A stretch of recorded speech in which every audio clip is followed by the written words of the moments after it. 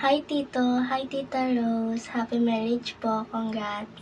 May your marriage be filled with joy, laughter, and adventure. Yun lang po, God bless. Hi Bonso, Ronet, congratulations.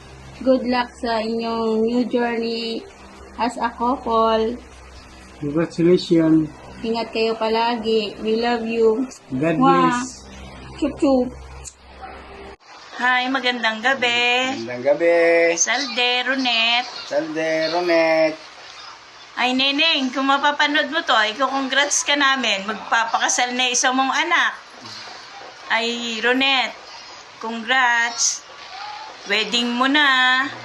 Okay, unahin mo na ang Lord, tapos asawa, tapos trabaho. Kasi ibang buhay na yung papasukin mo, pamilya na talaga. Ganun pa man. Huwag mong pabayaan yung mama mo, ha? Tsaka yung mga anak mo. Okay, God bless. Congratulations. Happy wedding. Oh, ingat palagi. Trabaho. Tama kayo ng kuya mo ng maayos. Nang walang samaan ng loob. Oh, happy wedding. Okay, pag uwi nyo dito, ipakilala mo na kami sa misis mo. Si tito mo, kasi kapatid to ng tatay mo. Kasi, pag uwi mo dito, wala naman na si papa mo, di ba? Si tito mo na lang ipakilala mo. Okay, best wishes. Bye! Bye. Happy wedding. Until death do us part. And then, in sickness and in health. In poor and rich. So, ano man sitwasyon, dapat magkakampi kayong dalawa. So, sabi nga, bahala ng, so papiliin mo yung, mas piliin mo yung mister mo, misis mo, kaysa sa family members mo or sa mga tao sa paligid mo. Kasi unang-una, kung pipiliin mo yung magulang mo daw, maiiwan ka mag-isa. Kasi yung magulang mo, partner niya, yung mister niya o asawa niya. Kung pipiliin mo naman daw yung mga kapatid mo versus sa asawa mo, is yung mga kapatid mo mag-aasawa din yan, maiiwan ka din sa bandang huli. So kung pipiliin mo din yung mga kaibigan mo, ang mga kaibigan mo, pag nagkasakit ka, walang mag-aalaga sa iyo. Pero yung mister mo, asawa mo, andyan lang, aalalay sa'yo. So, I mean na hindi mo naman porket na iwan yung parents mo, iwan mo yung mga kapatid mo, iwan mo mga friends mo. Hindi. Priority mo, si God, una. Secondary, yung asawa mo, or mister mo. Then, third na lang yun, or last na lang yun, yung mga family members mo talaga. Kasi, syempre,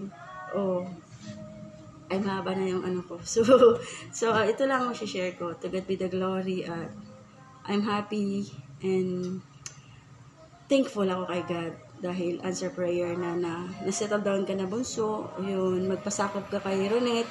At Ronet, alagaan at mahalin mo si Bunso. Alam mo naman, yung mga babae is moody. So, mahabang pag-unawa lang. At never physical affliction, never physical or emotion na mag-away kayo. So, always pray each other na lang. At lalo na ang marriage life nyo, submit talaga sa kay Lord, ha? So, yan lang. To God be the glory. At I love you both sa inyong dalawa. At happy wedding day and blessed day. So, may God's favor sa inyong buhay mag-asawa. And I pray na until sa huling hininga, kayo talagang dalawa. So, mga magiging supling nyo, generation, may God bless din sa mga generation yung dalawa. So, to God be the glory. Love you. Congratulations, Rose and Ron. Sana tumagal ang pagsasama nyo. Good luck sa buhay may asawa. May away man, pero sana magbati kayo. Congrats ulit. Happy wedding. Yun lang. Bunso, Ronet, ingat lang. Congratulations ah. Kailangan. Hi, Ronet, Rose. maligayang bati sa inyo sa inyong kasal. Pasensya na at hindi ako nakapunta diyan kasi mahal ng pamasahe. Pero nabis ko lang naman sa inyo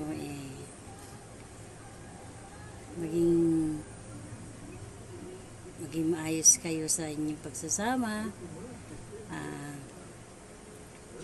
Palaging magdasal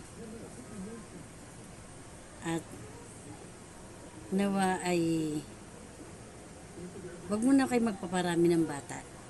Tama na yung isa. Uli sa inyo Rose,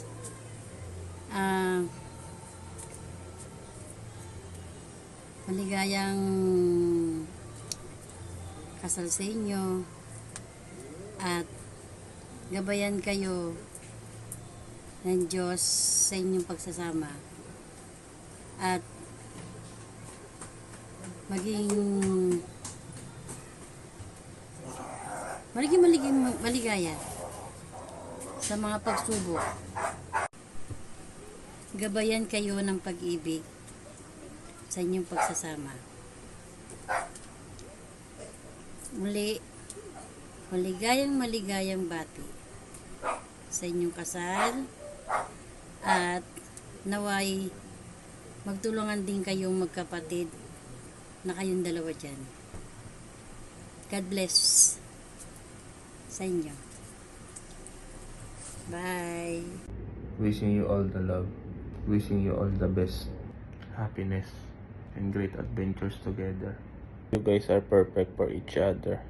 Can't wait to see all beautiful memories you guys will create together. 别墅里面唱 K， 水池里面饮龙鱼。我送阿硕茶具和研磨下笔，直接给我4个字算大展宏图。大事亲手提笔字，大展宏图，搬来放在办公室。